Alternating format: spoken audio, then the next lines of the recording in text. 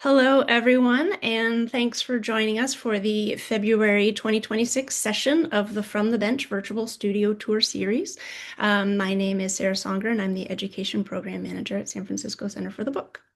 Here in the San Francisco Bay Area, we are gearing up for the big biennial Codex Book Art Fair and Symposium that starts this weekend, or is this weekend. And so it's fitting that today's guest artist is writer, printer, and former Codex intern, Paul O. Paul O is a mixed Malaysian-Chinese writer and printer with a focus on conceptual work, which explores intersectional identity. Collaborative approaches sit at the core of Paul's ethos, since he views artistic work and education as foundational to community development. Formerly based here in the SF Bay area, where he primarily worked as an intern for the CODEX Foundation, Paul is currently pursuing an MFA in creative writing and book arts at the University of Utah. And with that, we'll spotlight Paul and he'll take it away. Thanks, Paul. Thank you. Hi, everyone. Let me get the whole screen share rolling. It disappeared again. Oh dear. There we go.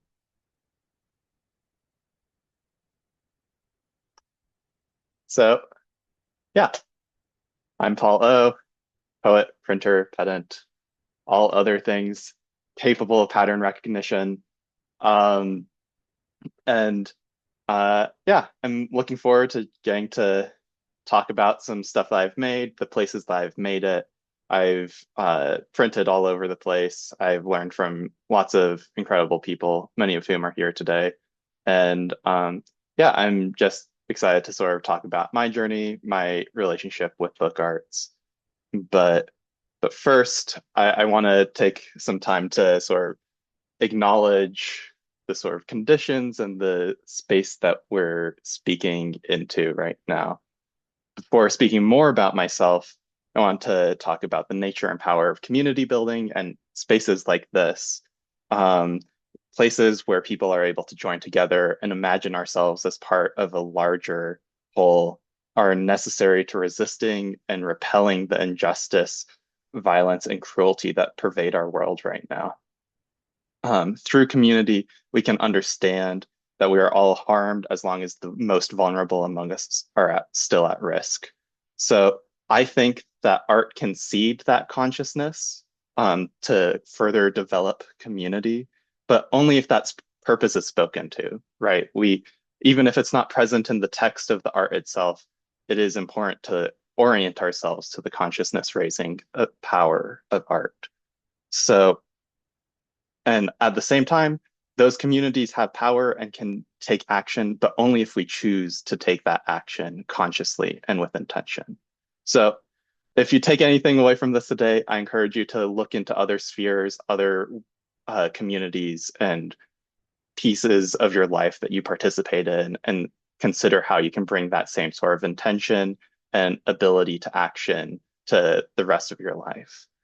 If I've learned anything through my entrance into the book arts world, which I'll be sharing shortly, it's that art isn't passive. And then specifically letterpress, by being a printer, you are sharing a lineage with all the revolutionary action that has been enabled by the power of the press. And we just need to orient ourselves to that tradition. So the rest of my talk is going to be a lot less serious than that, but I do think that it is important to sort of note, especially with the climate that we're in. But these are problems that are continuous, and also ability to resist those problems that are continuous. So as long as we're talking about beginnings, I got my start as a book artist, printer, working as a poster printer at the press at Colorado College. Here's Aaron Koick, who is here today. Hi, Aaron. Showing me how to not break one of the presses at the press at CC. I, of course, then proceeded to blow a circuit as soon as he exited the room another time. But it was fine, and that press is still in operation, so we don't need to dwell on that too much. I was introduced to the press at CC through a fiction writing class, and we had a little zine like zine assignment for the class where we took a tour of the press and Aaron introduced us to the concept of zines and letterpress. And I walked in, I was like, this is the best place in the world. Oh my God, this is transforming my life. And I was looking around at the other students and they're like, yeah, it's cool. Um, so I this image on the right is the first thing I ever letterpress printed with the other members of my little zine group. We picked the biggest press and biggest letters, and we're just like, let's do it. And Aaron got to enjoy watching four English majors try to do basic arithmetic. Uh, so after being introduced to the press and begging Aaron to let me learn more, I worked as a poster printer there for a couple of years. And I also got to work on one major project of my own, which is a collaboration with my sister and my auntie. Um, I believe my sister is also in the crowd somewhere. Hi, Anela. Um, I am still talking about this project, don't worry. So my sister is a paper maker, my auntie's a poet, and while we each respectively had access to different studios, Anela was at Dudene at the time, we wanted to make something that was representative of both our practices and also our relationship to our families or our family singular, that sort of really informed our artistic practice. This is the broadside that sort of has three poems of my auntie's regarding the sort of exploration of cultural identity. And if you're curious more about the details of this project, I did a whole other talk for Partners in Print back in 2023 about this project specifically. And you can go check that out.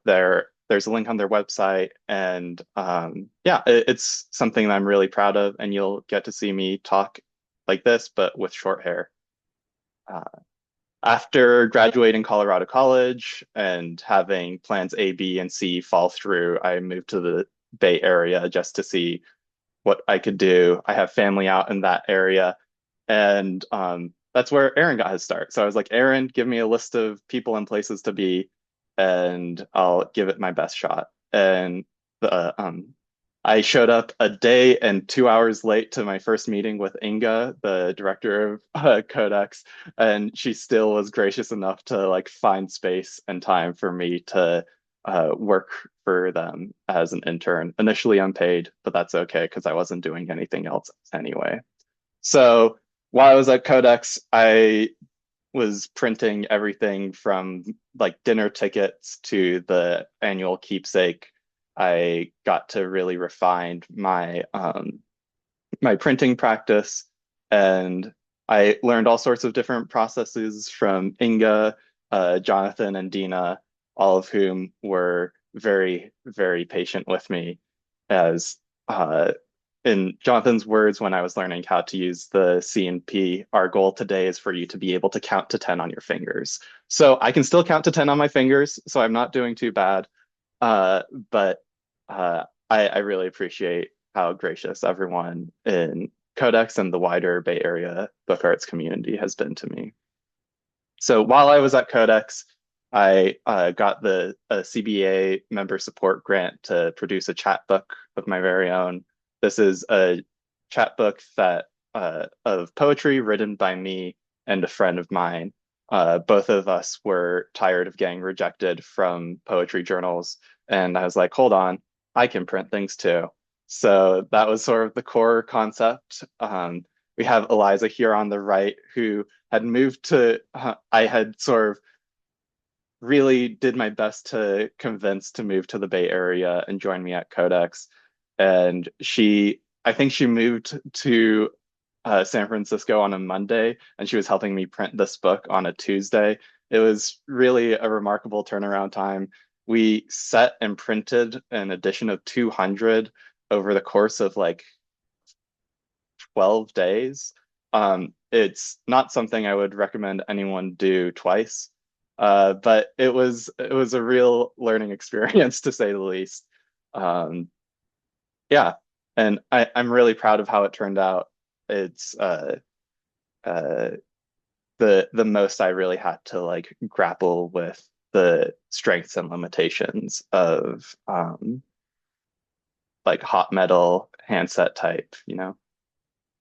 So this is the most recent little like chapter in my life. I started the MFA in book arts and creative writing here at the University of Utah um, last August. And as part of my fellowship, I'm also working for the Red Butte Press that is housed as part of the um, library and book arts department. I'm actually speaking to you from deep within the special collections of the University of Utah. There are all sorts of manuscripts of people I don't know on the walls behind me. We've been hard at work getting ready for Codex, so I'm excited for those of you who are coming to Codex to see what I've been working on, or like doing what people tell me to do. I don't want to claim any larger role in this than just a sort of job printer and folding folios, but I'm really excited to see the for people to see the work that we've been doing. Um, I haven't had as many large publications over the course of the last couple of months, but I have started a project with a dear friend of mine, Molly Berkson, who's Two Blue Press based in Chicago. We met like like a year and a half ago now at the Staple and Stitch book fair in Chicago, and we really gelled with a lot of ideas. So we've been like sort of working through and conceptualizing an artist book based around the concept of cassettes.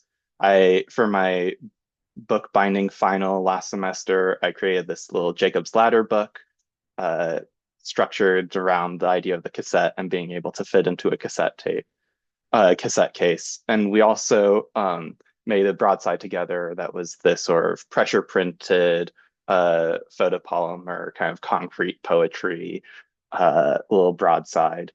And yeah, I feel like it turned out really well.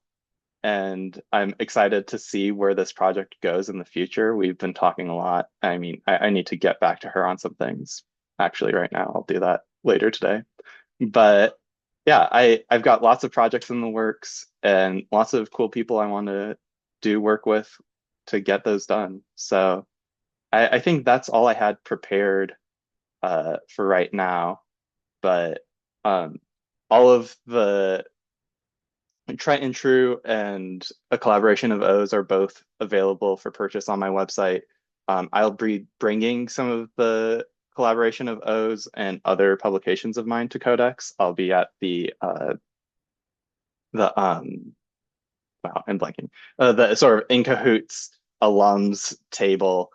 Someone was gracious enough to donate a table to In Cahoots, so I'll be able to show some of my work there.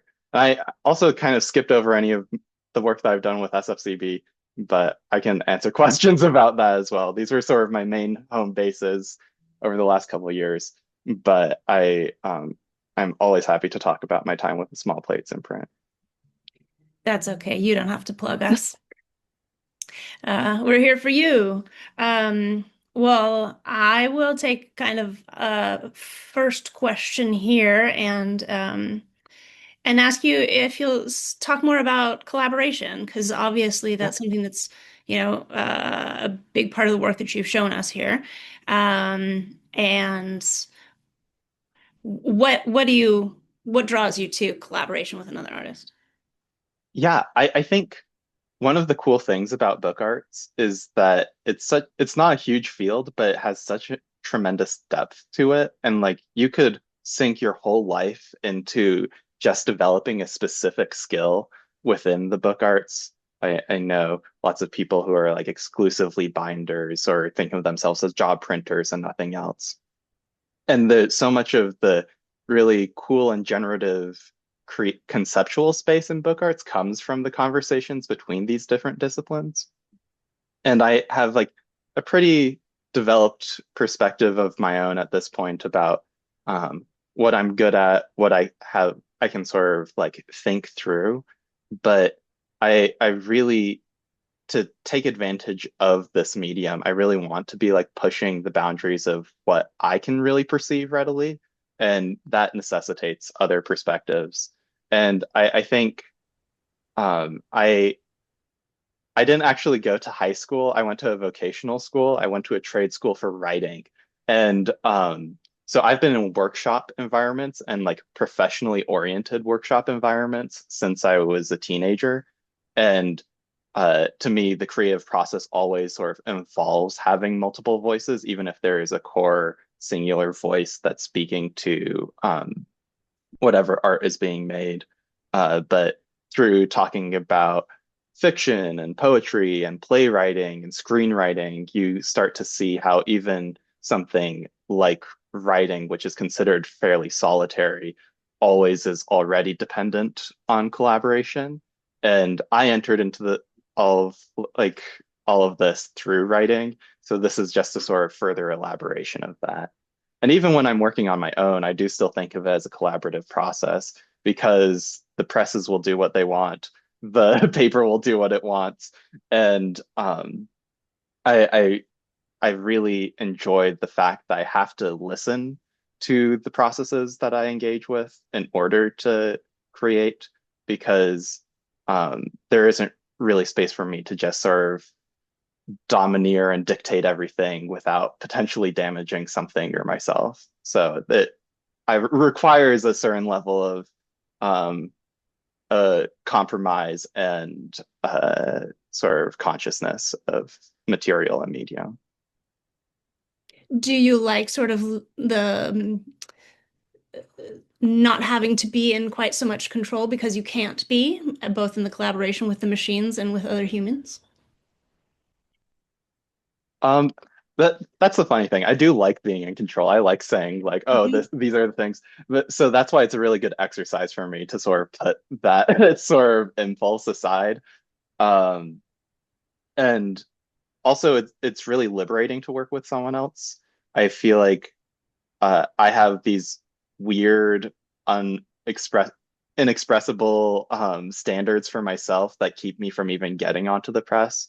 But if I have a deadline or if I have someone who's like, hey, let's do something this weekend, I can definitely like do something with someone and it like gets rid of a lot of those barriers. And it's nice to like just like make a poster in an afternoon and know that it doesn't need to be this big thing where I write like a thesis of 20 pages trying to explain my choice of a specific typeface. Um, but and collaboration lets me get outside of myself a little bit. I relate to that, yes. You can also you have the benefit of other people's skills, which sort of expands Exactly. projects. Yeah. Yeah, yeah. Yeah. I didn't mention this with talking about Molly, but Molly's a paper maker as well. And there's like since my sister is a paper maker and it's so embedded in a lot in book arts, right? It's like the medium, the matrix, and I'm so sensorily um opposed to putting my hands in goopy stuff that it's really helpful to have people who can sort of think through things in that way. Um it's just really not something that I've found that is an inclination of mine. And but I love working with paper makers because they think about things really differently than I do. And they'll put their hands in the goopy stuff. Exactly. Um, I understand this was a while ago and maybe not, this is an old topic, but I am fascinated by the idea of a school, a vocational school for writing for high school. Yeah. Would you mind just giving us just a tiny It bit of information about that? it was a really weird little program. It kind of collapsed shortly after, well, I wouldn't say collapsed. It transformed. It doesn't really exist uh, the way it used to for me. But the local career tech center at in Traverse City, Michigan, entered into this partnership with our like local writing series and to like create a space where they could bring in writers to talk to students.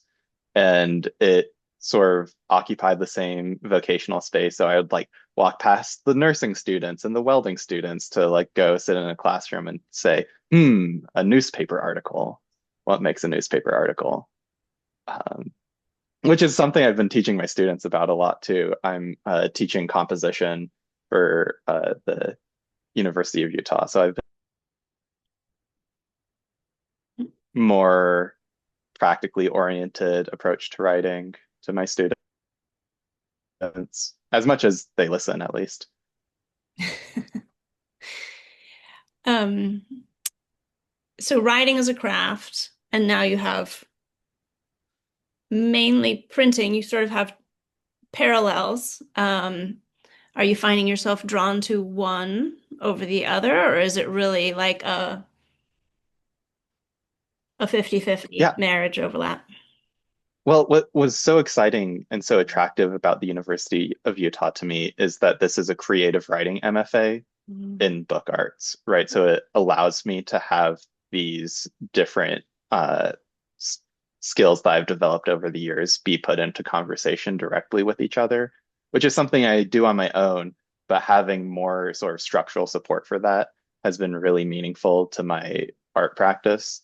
Um, and I don't think I would necessarily be able to thrive in a visual arts setting as much just because the ways that I approach things is so text-based and Mhm. it's so oriented to the sort of like my sort of practice of writing and conceptualizing things through writing.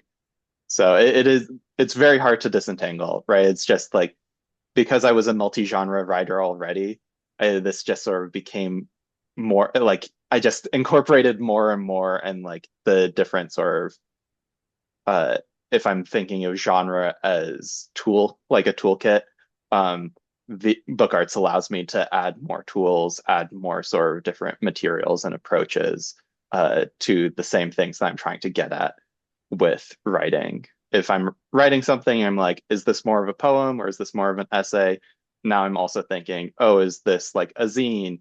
Is this a like accordion fold book?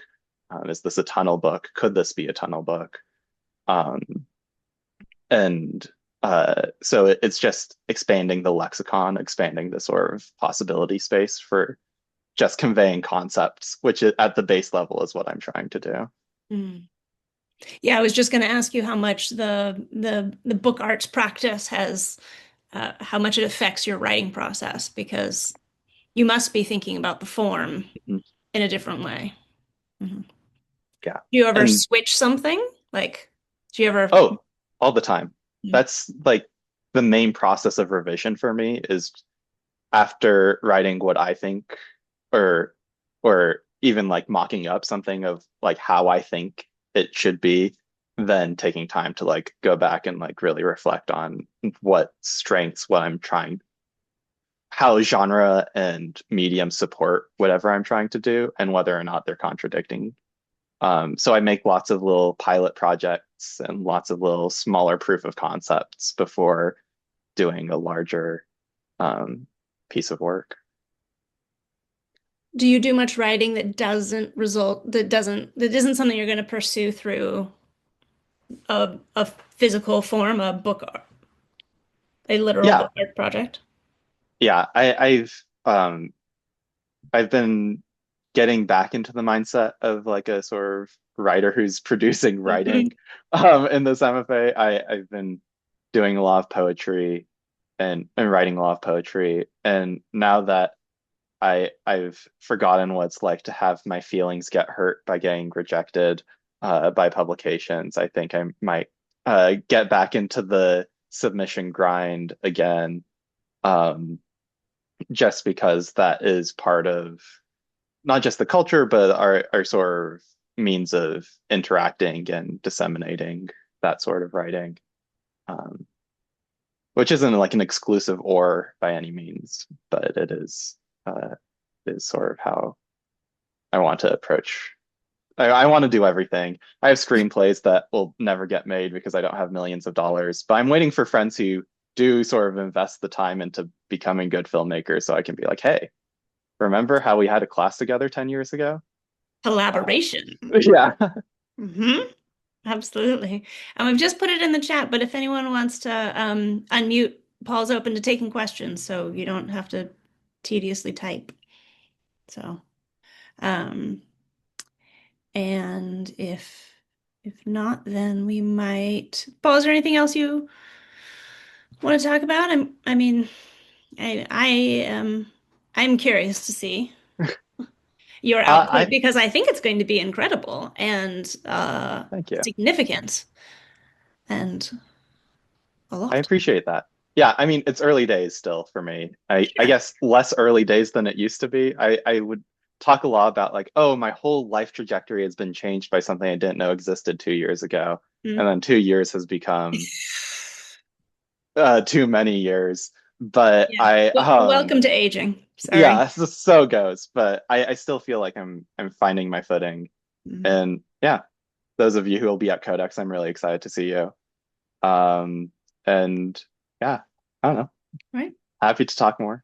I'm wearing my Partners in Print shirt. I So noticed that. Very nice. um yeah, I it's put the YouTube link in there. Is that was this project, but then that was a Partners in Print um yeah, video? I was part of the Print Futures event that Mm. they hold in relationship with LED that stands for something that I don't remember. Letterpress educators and designers or something. It's Plausible. um a little series that they run a couple times a year to spotlight emerging artists. And Hmm. so I had a chance to sort of talk about my printing practice specifically through that broadside um, right after college when I didn't know what I was doing. So I think it lists me as like living in Aiken, South Carolina, Hmm. which was only ever like tenuously true. I was spending the summer with my grandparents, and they're like, okay. I was like, I guess this is really the only address I have at the moment. So yeah, Well, thank you very much, Paul, for taking the time to present and speak with us and share your work. And I look forward to seeing you and your work in person at Codex this weekend. thank Thanks you. everyone for joining us today. I've had a last minute shakeup in next month's guest, so we will be back on March 5th. Who it will be, I'm not sure, but we can find out together. So I hope we'll see you again. I love all the little happy emojis. I don't remember people doing this before. This is very cute. Thanks everyone for coming, and we'll hope to see you next time.